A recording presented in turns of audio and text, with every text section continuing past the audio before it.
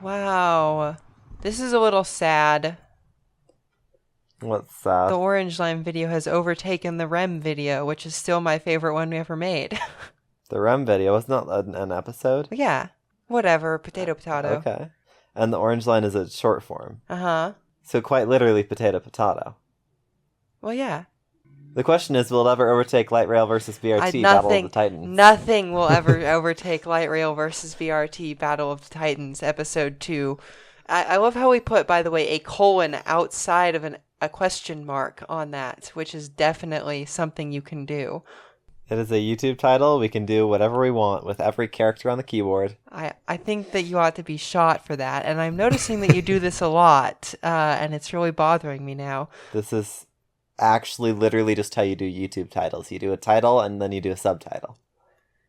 I'll subtitle you.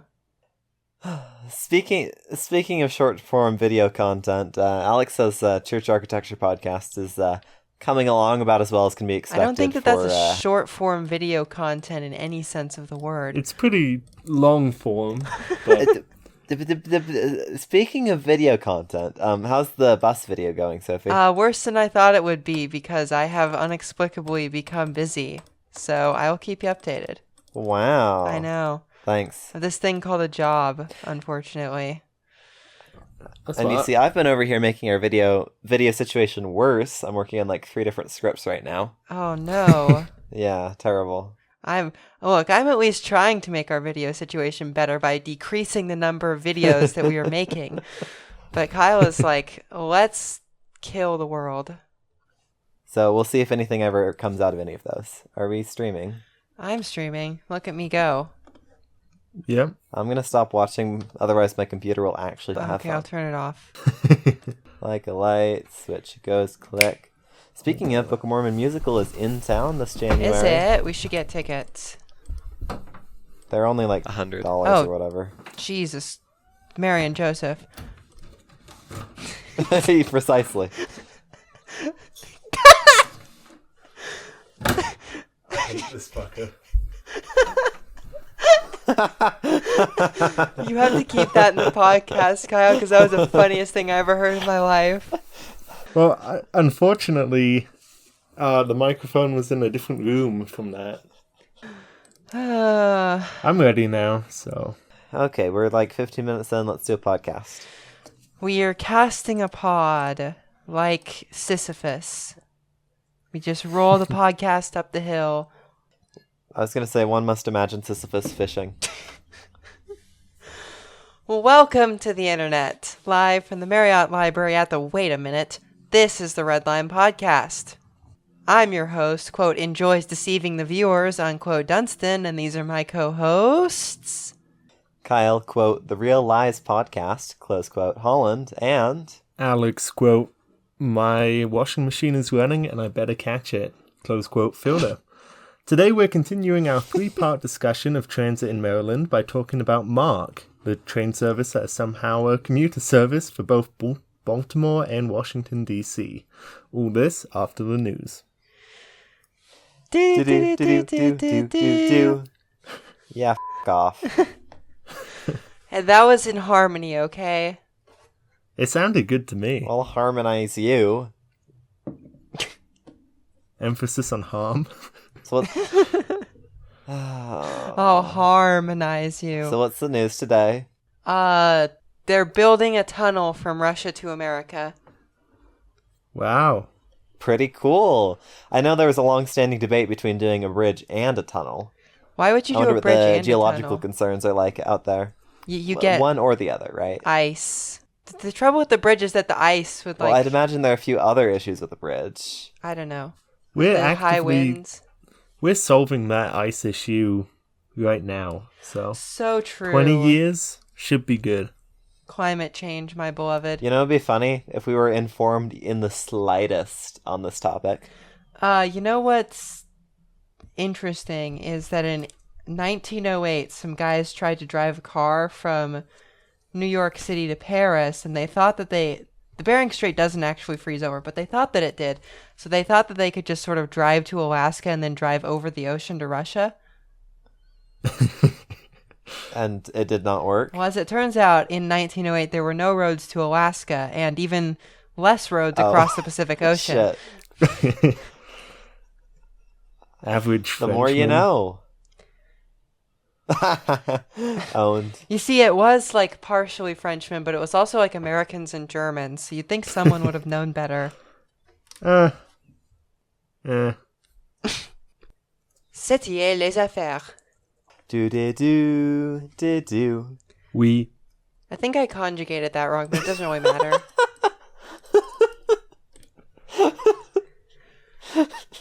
Kyle laughing uncontrollably in the background. Sorry, I was not prepared for that. Doing a bit Okay. of freestyle. All right, now speaking of topics that we are informed about. Yes, there is no news today because I hate you. Yes, you specifically. Okay, Apologies to all our longtime news viewers. and you specifically. So today we are talking about MARC, which for some godforsaken reason stands for Maryland Area Rail Commuter instead of the much more normal and reasonable Maryland Area Regional Commuter. They acronymed too close to the sun. They really did. Like, they're like Sisyphus in that they flew too close to the sun. Yeah. On G. So Mark, our friend, our good friend, the church I go to as well, is a major commuter rail agent. Wow. Maryland Area Regional Commuter, or wait, no, that's the normal one. Maryland Area Rail Commuter is a major commuter rail agency primarily serving Baltimore and Washington DC. Mark, How major? Do they have more than one line? they do, and also previously a lot of ridership. Oh, ouch. COVID moment? COVID moment. COVID moment. Our boy Mark operates 3 lines, one of which is good. That's 2 more than us. Yeah. Servicing more than That's 100. 3 more than Idaho. Okay, Kyle, you don't have to mock my home state any more than it does by existing. It sort of mocks itself. Yeah, fair. These 3 lines. No use wasting my breath These 3 lines service. on your home state. Oh my god, fuck you. These 3 lines service more than 187 miles of trackage. The good one, known as the Penn Line, is the first one we're going to discuss. The Penn Line runs primarily between Baltimore Penn Station and Washington Union Station, with some trains continuing further north to suburbs of Baltimore. Basically, I can imagine why this one is good and successful. it runs on the Northeast Corridor, shockingly. It's a As all successful rail lines do. kind of, yeah, except like 2. Prove me wrong. The Cascades and the Surfliner and Capital Corridor. Okay, fine. Checkmate, liberal. So basically, this sucker is a complimentary service to the Northeast Regional and Acela trains with which it shares trackage. It's electrified, and by most measures, the fastest commuter train in North America, reaching speeds of up to 125 miles an hour. That's actually depressing. The speed part. It's pretty cool. No, that it's I don't think that electrified. there are a lot of commuter rails anywhere in the world that go more than 125. Wait, Well, are there many in the US that go 100, 110, I mean, there's a few. 125 at all? There's a few. They're, how fast? but they're very, very few and far between. Wait, how what's fast that? does Acela go? Acela can make 160. Okay, so but it's not a commuter train. No, it's an inner city train. Oh, yeah, I guess. Yeah. Even though you can commute on it. Yeah, if you're a psychopath and want a 2-hour commute between Philadelphia and New York or something. Turns out you can commute on basically anything that appears to be transportation, even if it's a dumb idea, so that's a terrible Well, metric. there were people who were like flying from the Central Valley to San Francisco for a while. So, like daily. Yeah. Bunch of freaks, man. It is also by far the most frequent during peak hours. Trains can come off as often as 4 times an hour. The most frequent of the MARC services, I should say. There are multiple services, including an express train, And unlike the other two lines, there is also weekend and midday service, which really sets it in a whole other league of service quality. What? The other ones don't have weekend? No, they don't. Are we going to talk about this distinction between commuter and regional rail again? I mean, we in this could. I episode? didn't really put it in, but we probably Keeps should. bloody coming up. Yeah, it's We gonna probably happen. It's inevitable. Call me Emperor Palpatine the way it's inevitable. The commuter rail revolution and its consequences. Or a disaster for the Northeast Corridor. So the Penn Line also accounts for the majority of MARC ridership. Before the pandemic, it carried nearly 25,000 people per day. That seems quite good. I mean, ridership numbers on commuter lines are always pretty tricky to figure because there are a lot of successful ones that just don't have that high of ridership. So you kind of have to look at the frequency and the stop spacing and the population to judge success. But hey, big number. Big number. It's about like front runner level ridership. The difference being, I think, that it has somewhat less stops and functions more as like a supplement to the Northeast Corridor than like an actual regional service or commuter service, right? Because well, but it makes a lot of local stops, doesn't it? Not just NEC stops. Not a ton. I think I could find the map of like its stops, but it's not like. Yeah, can we see like how many stops it has that are its own? And scroll down a little ways, and there's a map here. The purple one is the Penn line. So most of the ridership is between Penn Station and Union Station, and there really aren't that many stops there. Most of them are like either in Baltimore or like DC, basically. Yeah, so this thing only makes between DC and Baltimore 5 unique stops. The other ones are shared. Are duplicated by the Northeast Regional. Yeah, shared by the Northeast Regional. So I think... Of course, the frequency benefit's awesome. Yeah, that's basically the point of most of these like NEC commuter services is to be like, you know, if you just want to go between Baltimore and DC, this could be a cheaper option and relieve some pressure on the Northeast Regional or the Acela.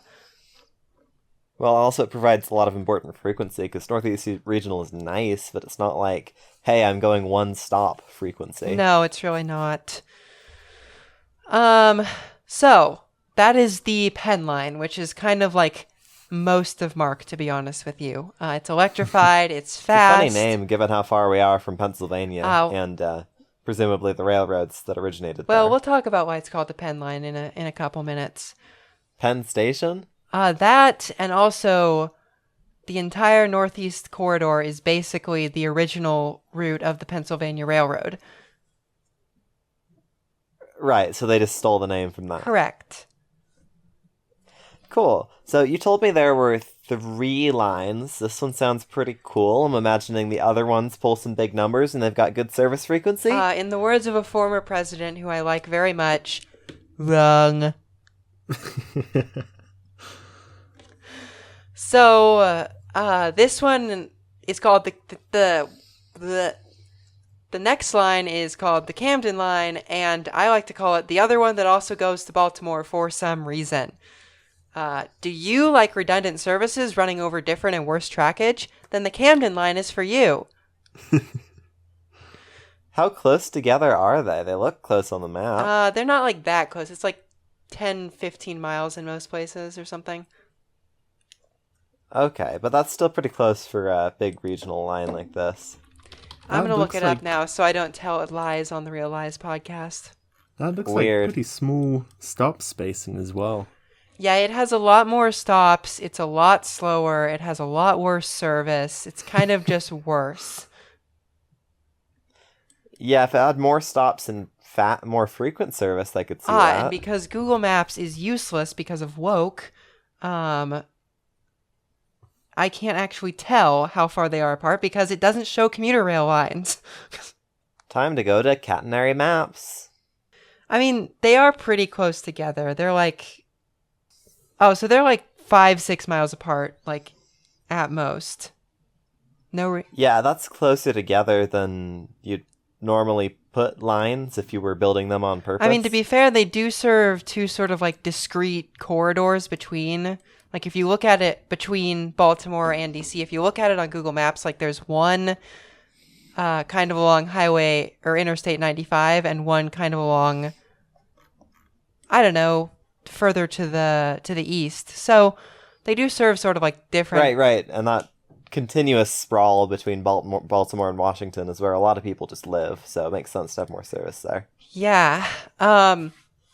Okay, so maybe we shouldn't diss the alignment too much, but the service frequency and the trackage. So the Camden line runs 11 bidirectional peak-only trains per day.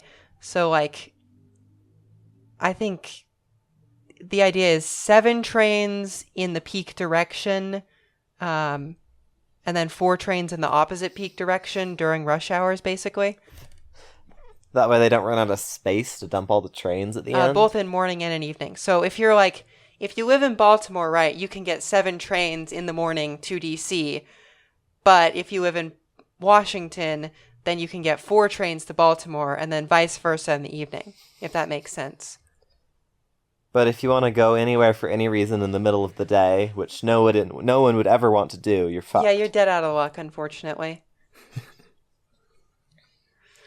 So, sort of as a result of this, and it's like extremely poor station land use, it gets the lowest ridership of any MARC line. It has just under 5,000 people a day before the pandemic. Awkward. Uh, Yeah, it's not great, is it?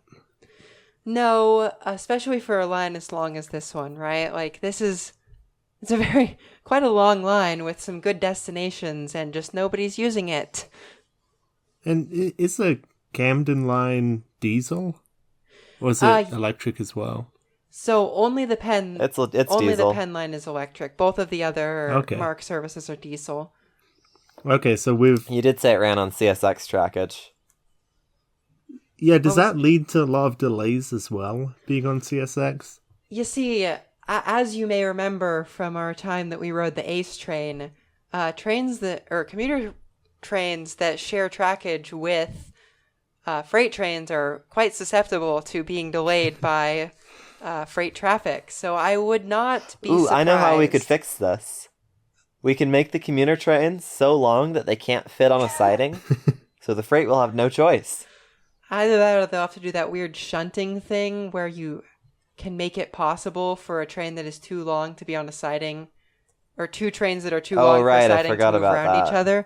That would be very funny. Gross. Just doing that with a bunch of... So the line is 39 miles long and has a top speed of 70 miles per hour. Not even 79. How pathetic is that? It's CSX trackage. What did you expect? Interestingly, one of its stations, apparently, it's just... all of the stations on this line are just parking. Like, I'm looking at it right now. It's just like parking. Yeah, because people just love driving to slow trains. Interestingly, they used that are to. infrequent. Sounds like the ACE train again. They used to really like that. There's this weird thing called A, absolute desperation, and B, the train somehow being faster than driving. So true, bestie. So, that brings us to the third line of MARC, which is known as the Brunswick line, and I am choosing to call the Boondock service because it goes out to the freaking boonies.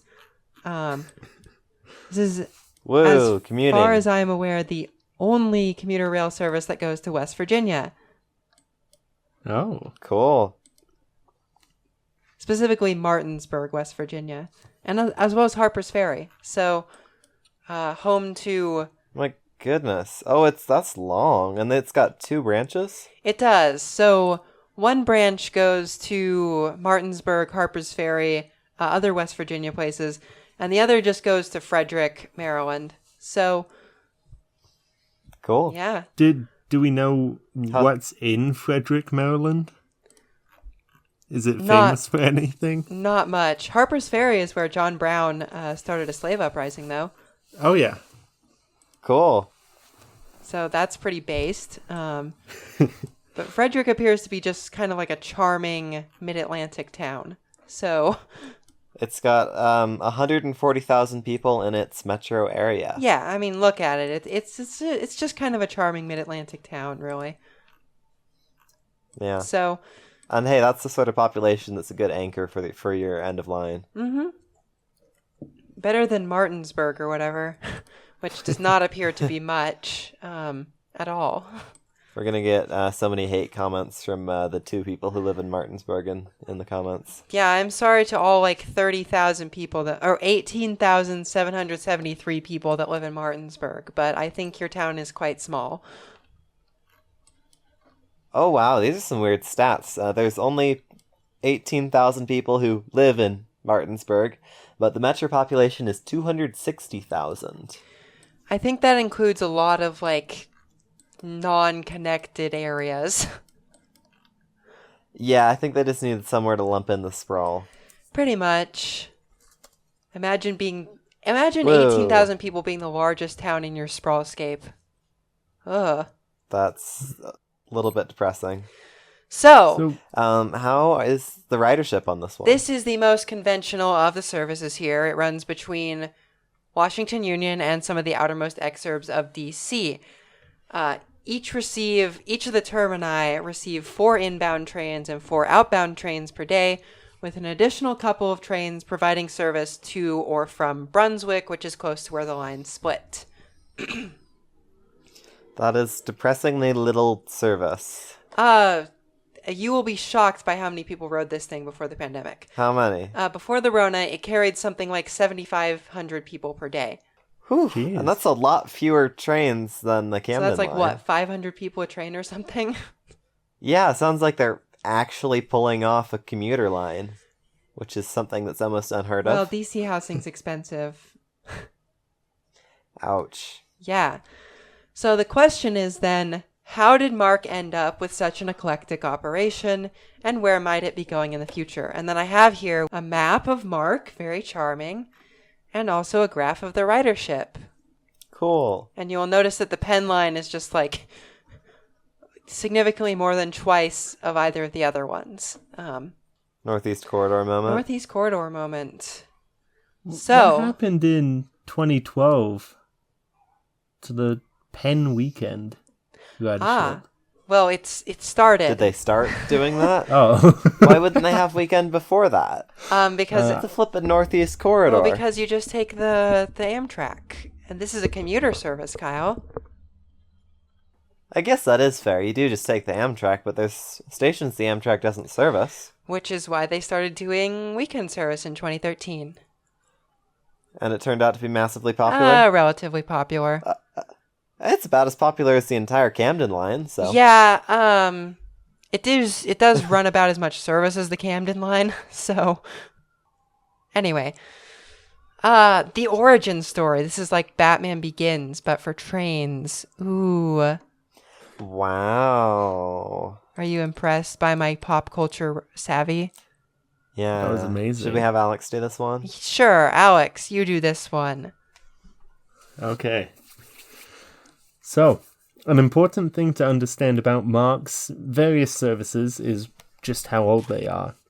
The Penn Line began operation in 1881 as a service for the famous Pennsylvania Railroad. Yeah, Wow, back in the day when we had multiple the railroads. good old Penn. That's 1881 is just insane. Named after, William Penn or whatever, the land grant Oh, guy. it gets better. Yeah, it is named after the one colonialist of America who was not abjectly evil. Yes. Wow. Moving on to the Camden Line, which is the redundant one. It began its life in 1835, which is also insane, making it one of the oldest continuously operating passenger railways in the nation. Yeah, so this thing predates the Civil Wow. War. It's crazy Not many when you things put it can that have that way. on their rap sheet. And it's going to have its bicentenary in about 10 years. That's crazy. Wow, my goodness. And we were just talking the other day about the Southern Pacific Commute, which has been around for a long other time, but day? this has been around for Yeah, shut up. This has been around for longer than what? Like California? I was When going to did say, California even become a this state? is much older than California because this is older than the city of San Francisco. Like, That's actually hilarious. Oh, California became a state in 1850. yeah. So this is actually older than California, so Southern Pacific ain't got crap on this. The University of Utah was founded in 1850 as well. Frontrunner was Wow. founded in 1834. Don't look that up. Do not fact check that. Signed, the Real Lies Podcast. The Brunswick line started operations in 1873, which again is crazy, and was a service of the Baltimore and Ohio Railroad. And so was the Camden line. I forgot to write that down. But they were both from the B&O. This would make sense, servicing Baltimore. Yeah. So What's next? Like the DC and Potomac Railroad or something? The Your Mom's House and My Bedroom Railroad. Oh, got him. you're witty today. Anyway, all three lines continued operations under private ownership until the 1970s, when we've discussed many times that American railroad industry entered the terminal phase of its long decline. Over the next decade, the three lines slowly came to be fully subsidized, with the Penn Line living as a Conrail service for a short stint. By 1984, however, the powers that made the Maryland Transportation Authority, who were by now subsidizing all three services, decided that all three lines should be brought together under one brand. Marketing. Thus, Mark, our friend, was born. Oh. Hey, Mark. Clearly a backronym. It is the Marcus. most backronym ever. It is such a backronym. It might be the And like you said at the beginning, worst, maybe though. they tried a little bit too A hard. backnitialism. I think I don't know. What would you call it? I would just call it like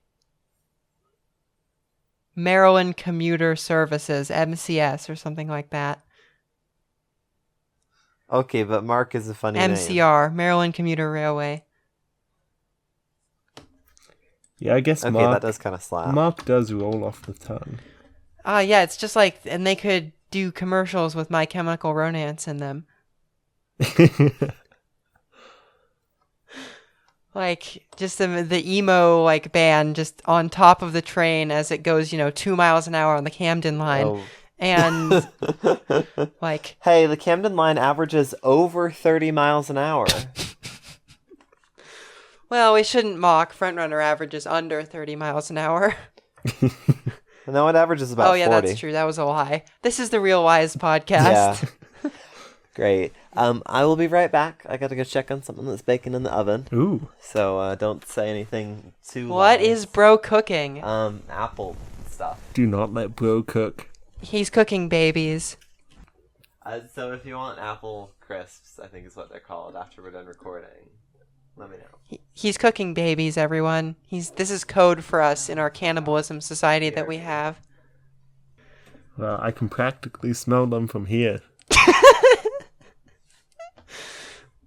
The babies or the apple crisps? That's up to you. This is what we call viewer participation, and we're very proud of it here on the Red Line Podcast. Yeah, we've worked really hard to bring people in and make a community. Gosh dang it, Alex.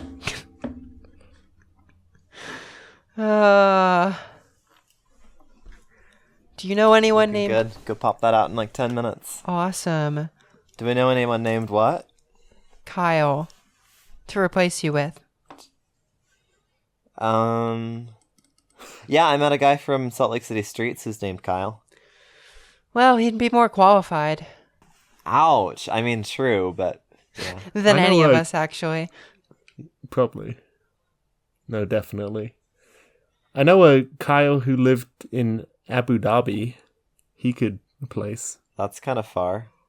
Time zone issues, you know? You've been Well- to Abu Dhabi? No. No, I have not been to Abu Dhabi.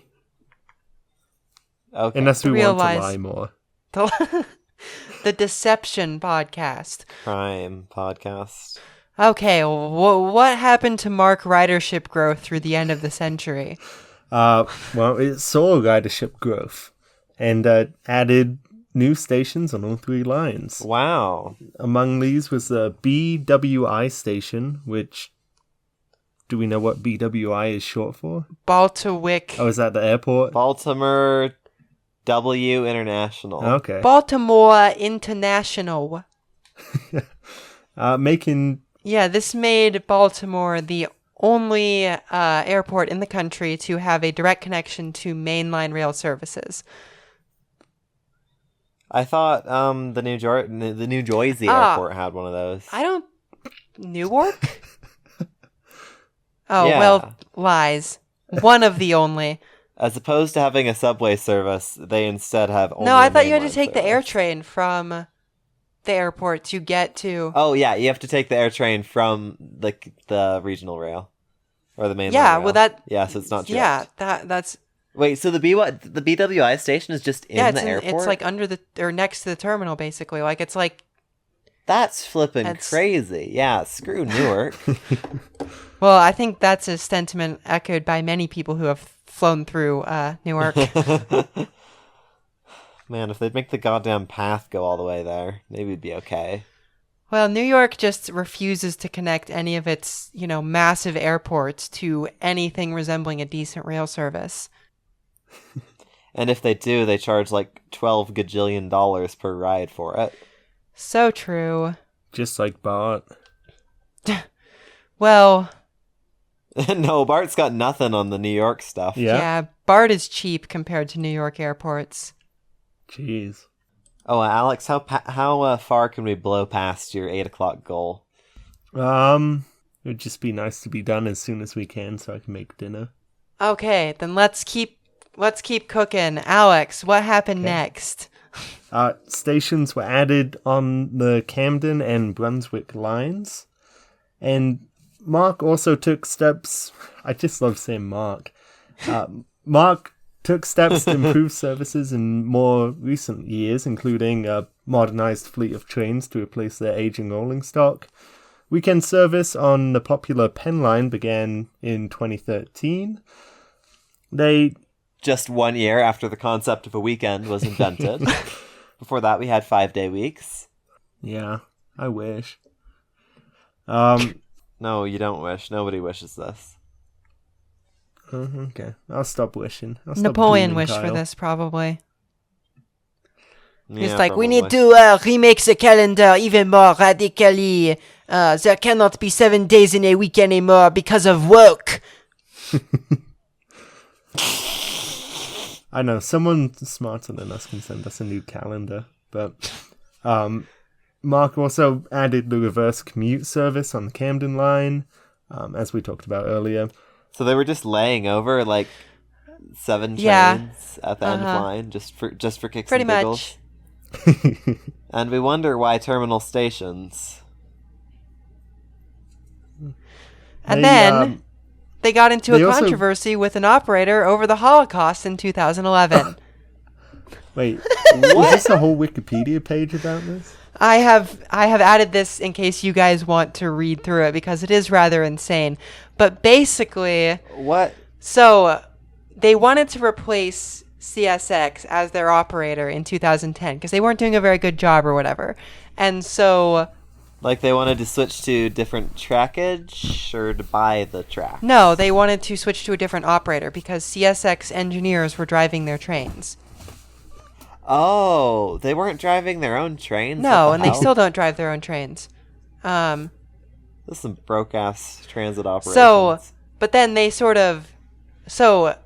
other than CSX, only one company initially bid, and that company is called Keolis, who also operates Virginia Railway Express, which is like the Virginia to DC commuter rail, right? So this is like Makes sense. That's kind of like the partner, the other half of a MARC. logical person, right? But then Maryland is like, let's pass a law because the SNCF, which is the French National Railway operator, helped the Nazis probably unwillingly, but they did it, to transport Jews to concentration camps in World War II. And since this company owns Keolis, Maryland is like, look, if you're going to work for us, you have to be like, I'm sorry I did the Holocaust. And of course, Keolis got mad about this because they had had the same issue, apparently, with VRE the year previous. This is a lot of drama for driving trains. Well, I mean, look, if you have to be investigated by 2 different states for doing the Holocaust, maybe you ought to rethink your existence as a company. Eventually, there was a whole lawsuit over this, but eventually the Maryland Transportation Authority just went with Bombardier instead. Oh my god. I didn't know Bombardier operated trains. Well, they apparently did. So they decided not to go with the Holocaust company. It's probably a good idea. Yeah. The unapologetic Holocaust company. Apparently unapologetic, because they had to pass a law making them apologize. So, yeah. All of these kind of improvements added up, and by 2017, MARC was carrying nearly 40,000 people a day. Wow. That sounds quite good for a commuter That's system. a lot of people for a 3-line system. Yeah. 2 and 2 halves. Yeah.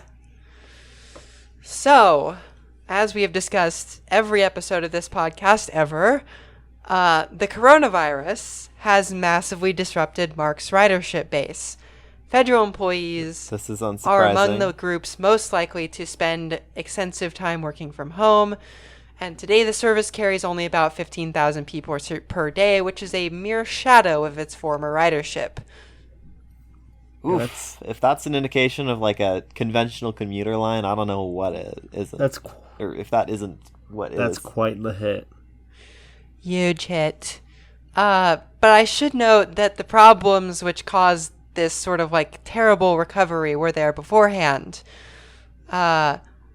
They have a massive over-reliance on park and rides. If you look at this graph that I have here... Which, as we all know, are a good long-term investment for getting stable, reliable, and climate-friendly ridership. True.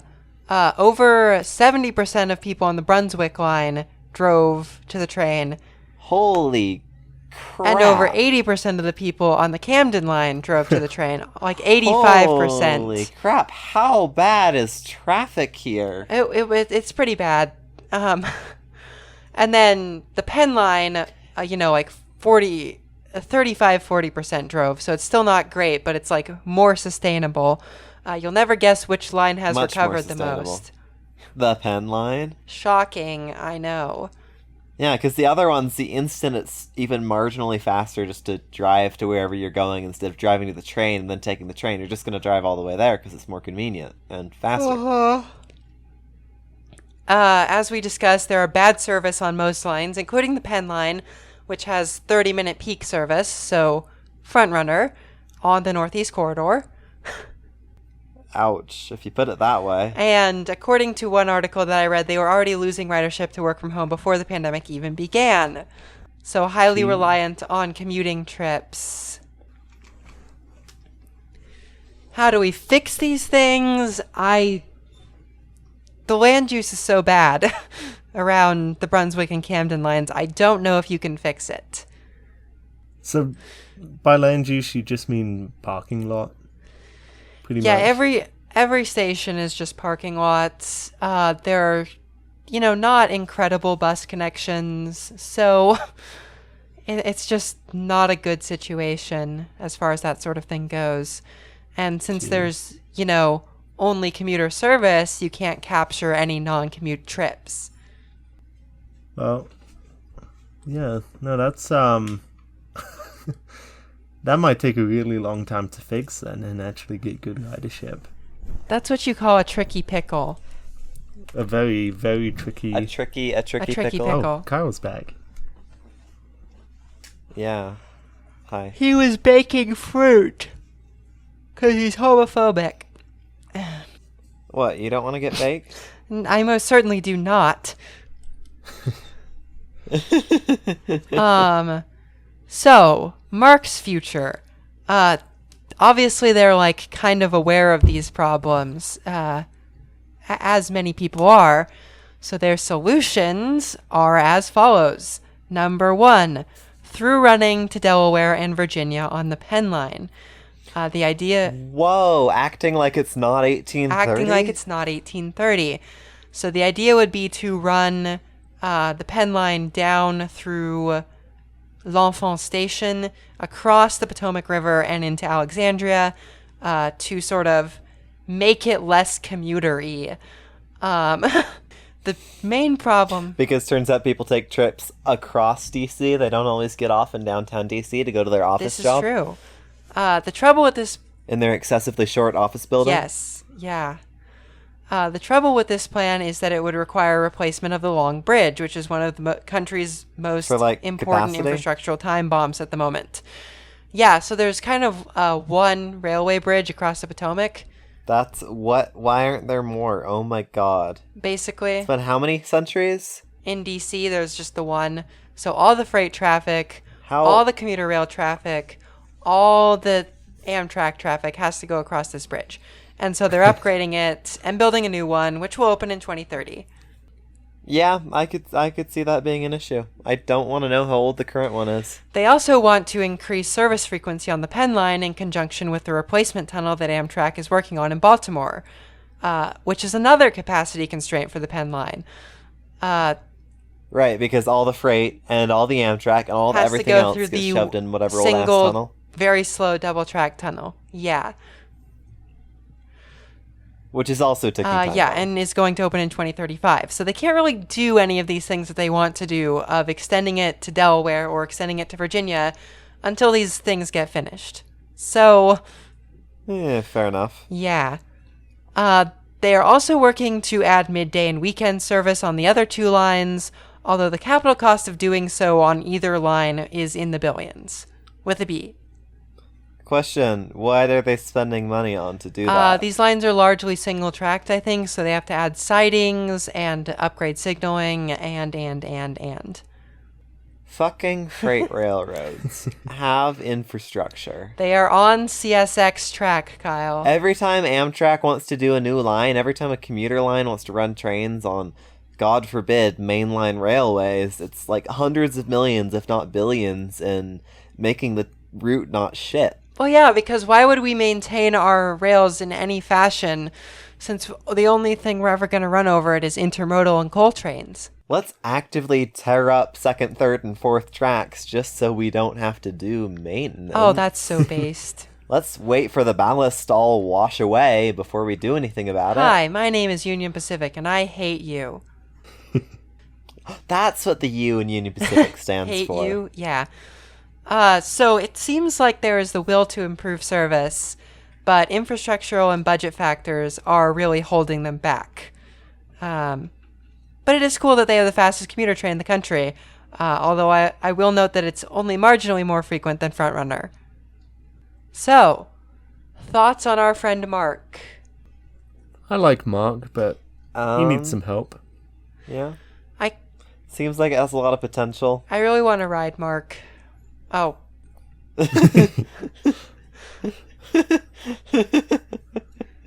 No, I have a goal in my head of eventually riding every commuter rail line in the country, and Mark is among them. So,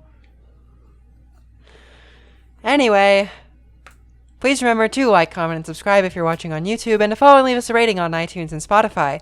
If you like what we do here, please consider becoming a member on Patreon. Patrons receive early access to all of our regular content, as well as exclusive content and occasional merch drops. Speaking of patrons... Yeah, slow down. I'll have them in a sec. Kyle is slow, trademark. You're doing the outro at, like, light speed. Well, Alex has to... What, have we done this 90 times before or something? That would be 91. Oh, yeah. Happy episode 91, guys. It's not a prime number. Dang it. Oh, we gotta plug the next Maryland episode. Next week we talk about Baltimore proper. That means Metro. That means the light rail link. That means the once and future red line. See, this is the part I'm excited about, because when you said the purple line, I assumed it was, I forgot what I assumed it was. You assumed it was something. I assumed it was Baltimore. I didn't think it was DC, part of Maryland. Well, there are... So I'm excited to talk about quirkiness in Maryland. So, at Penline tier, $10 or more a Nice. month, we have Zach Adams, Aaron, Curtis Herring, Devin Zander, Phobos2390, and Tony Stunts. At Camden Line, $5 a month, we have Brian Smith, Christopher Whaley, DJ Hi, Will Will. Watkins, Elijah Kensler, G4, Isaac Madsen, Jesse Mayo, Nebula, Reluctant LA Resident, Robert P. Walsh, and Zephyr Zamoro.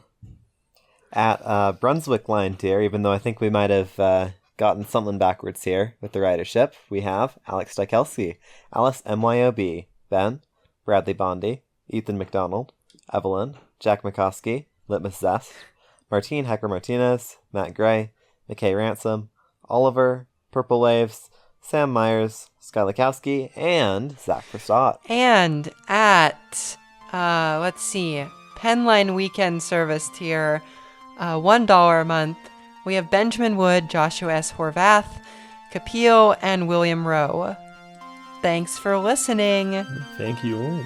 Tune in next week when we talk about trains again as usual.